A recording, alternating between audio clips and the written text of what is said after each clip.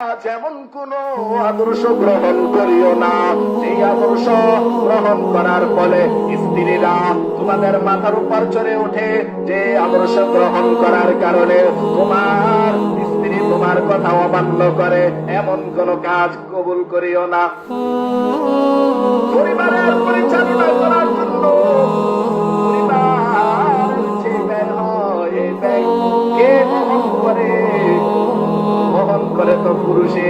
এই কারণে বলছে আল্লাহর হাবিব সাল্লাল্লাহু আলাইহি সাল্লাম বলেছেন যে বান্দা বান্দির সাথে পরিবারের যে ব্যবহার হয়, সে ব্যবহারের কর্তা যদি পরিবারের মহিলারা হয়, তাহলে সে পরিবারের মহিলা এবং তার স্বামীর কথা শুনবে না।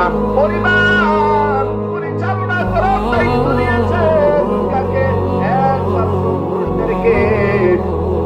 আল্লাহ রব্বুল আলামিন বলেন, আর-রিজালু কাওয়ামুনা আলান নিসা বিমা ফাদ্দালাল্লাহু বা'দাহুম আলা বা'দ ওয়া বিমা আনফাকু মিন আমওয়ালিহিম। কুরআন শরীফের এই আয়াতের সহজ ব্যাখ্যা হলো, পুরুষগণ নারীর উপর কর্তৃত্ব করবে, কারণ কর্তৃত্বের জন্য যে সমস্ত গুণ আল্লাহ রব্বুল আলামিন পুরুষদেরকে দিয়েছেন, মহিলাদেরকে দেননি।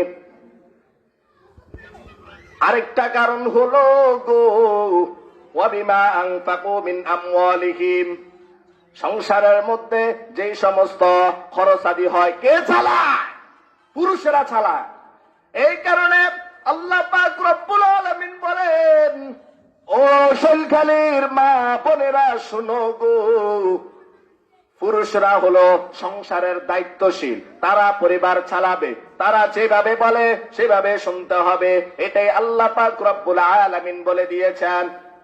যদি স্ত্রীর হাতে ক্ষমতা চলে যায়, স্ত্রীরা স্বামীর কথা শোনে না, স্ত্রীরা স্বামীর সাথে বেয়াদবি করতে দ্বিধাদ্বন্দ্ব করে না, কারণ তার জোর আছে।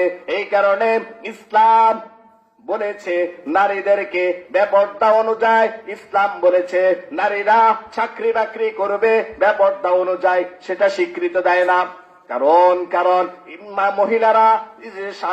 মহিলারা চাকরি বাকরি করে, তাদের এই চাকরি বাকরি নিষেধ করো। একমাত্র তারা স্বামীর কথা, তা স্বামীর সন্তান